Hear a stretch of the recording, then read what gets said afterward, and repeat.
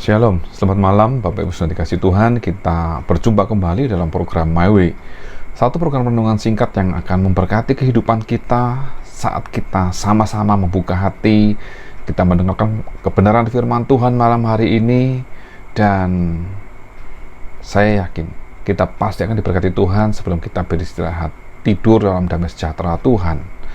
Dan malam hari ini saya akan membahas tentang satu tema, yaitu jangan lupakan kasih-Nya.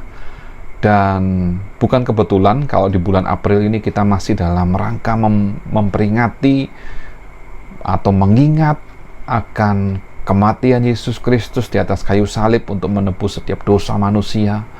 Bagaimana tubuh jasmani dari Yesus Tuhan Allah kita berada 3 hari di dalam kuburnya, dan pada hari yang ketiga Yesus bangkit dari antara orang mati. Dia menang atas maut dan dia menang atas segala kematian. Dan ini adalah satu kisah yang benar-benar terjadi, di mana kita tidak akan pernah lupa akan kasih Kristus, kasih yang begitu besar, yang mengasihi kita dan mengampuni setiap kehidupan kita.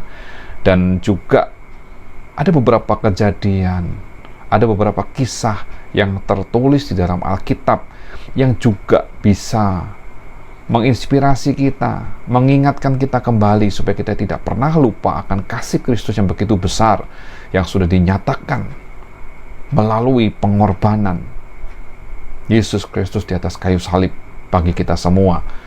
Kita akan baca terlebih dahulu ayat firman Tuhan di dalam Roma 15 ayat 4. Firman Tuhan berkata demikian, sebab segala sesuatu yang ditulis dahulu telah ditulis untuk menjadi pelajaran bagi kita, supaya kita teguh berpegang pada pengharapan oleh ketekunan dan penghiburan dari kitab suci. Jadi sekali lagi Bapak Ibu Saudara dikasihi Tuhan, firman Tuhan, kitab suci yang kita baca, ini memang sudah ditulis sejak ribuan tahun yang lalu, di mana apa yang tertulis di dalam kitab suci ini akan menjadi pelajaran bagi kita. Supaya apa? Supaya kita tetap berpegang teguh kepada pengharapan dan menjalankan kehidupan dengan penuh ketekunan. Karena kita tahu bahwa Yesus Kristus sudah bangkit. Ini fakta, kebenaran yang sudah memang dibuktikan bahwa Yesus adalah Allah, dan Allah yang kita sembah adalah Allah yang hidup. Dia bangkit dari kematian, dan memang kebenaran ini harus berlaku dalam kehidupan setiap orang Kristen. Seperti juga yang kita baca dalam 2 Timotius 3 ayat 16, bahwa segala tulisan yang diilhamkan Allah memang bermanfaat untuk mengajar, untuk menyatakan kesalahan, untuk memperbaiki kelakuan, dan untuk mendidik orang dalam kebenaran.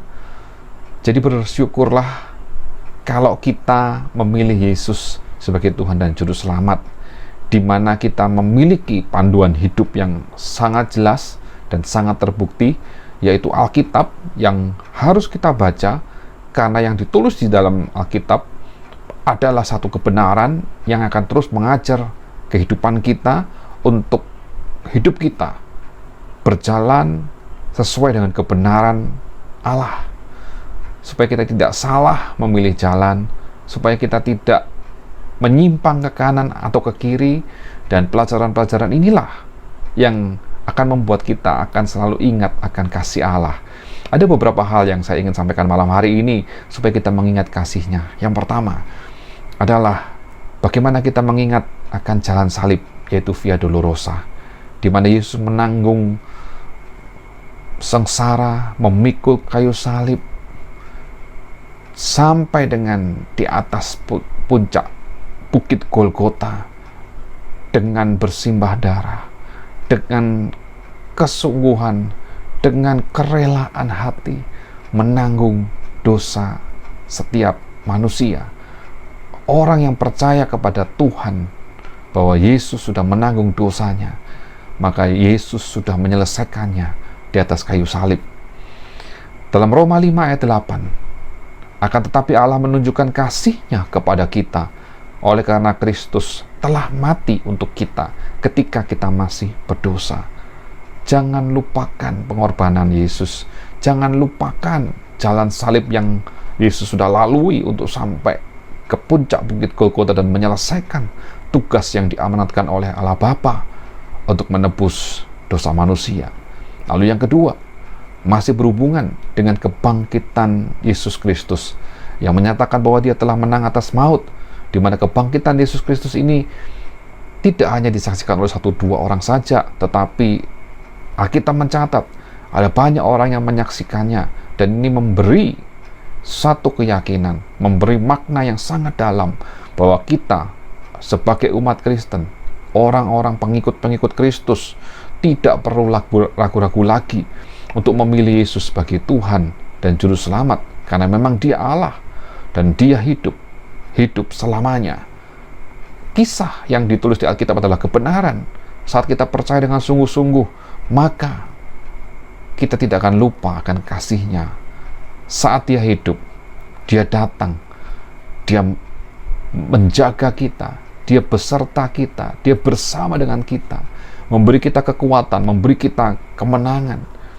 Dan yang ketiga, bagaimana Paulus dengan rela hati menderita untuk melayani Tuhan. Ini akan menjadi satu pelajaran yang penting juga di dalam kita menjalani kehidupan ini. Kalau kita baca dalam 2 Korintus 11 ayat 23 sampai 28, firman Tuhan menyatakan, apakah mereka pelayan Kristus? Aku berkata seperti orang gila. Aku lebih lagi. Aku lebih banyak berjerih lelah, lebih sering di dalam penjara, didera di luar batas, kerap kali dalam bahaya maut. 5 kali aku disesah orang Yahudi, setiap kali 40, kurang 1 bulan, 3 kali aku didera, 1 kali aku dilempari dengan batu, 3 kali mengalami karam kapal, sehari semalam aku terkatung-katung di tengah laut.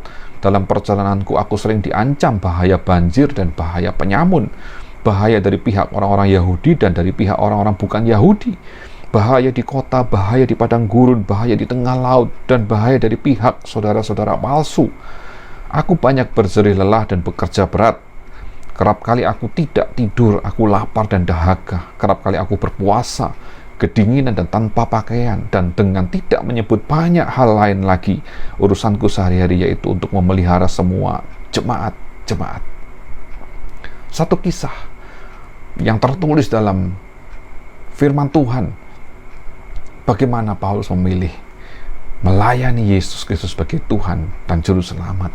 Mengapa Paulus bisa seperti itu? Mengapa Paulus dengan rela dan dengan setia menanggung segenap penderitaan? Karena Paulus ingat akan kasih Kristus, kasih yang menyelamatkan, kasih yang menebus dosa dan kesalahannya, mengubahkan hidupnya menjadi anak-anak Tuhan yang hidup dalam kebenaran firman Tuhan dengan jaminan dan harapan hidup yang kekal. Dan itulah sebabnya malam hari ini, mari jangan lupakan kasih-Nya. Mari kita ingat akan perbuatan Allah yang besar yang dinyatakan dalam hidup kita. Mari kita mengingat akan segala kebaikan Tuhan yang Tuhan sudah nyatakan dalam hidup kita.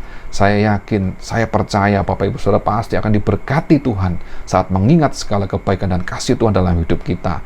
Dalam hidup kita pasti akan memuliakan Tuhan senantiasa. Pasti akan selalu ada ucapan syukur yang kita panjatkan di hadapan Tuhan setiap hari, dan hidup kita dipenuhi dengan damai sejahtera daripada Yesus Kristus. Puji Tuhan, selamat malam, selamat beristirahat. Tuhan Yesus memberkati kita malam hari ini. Amin.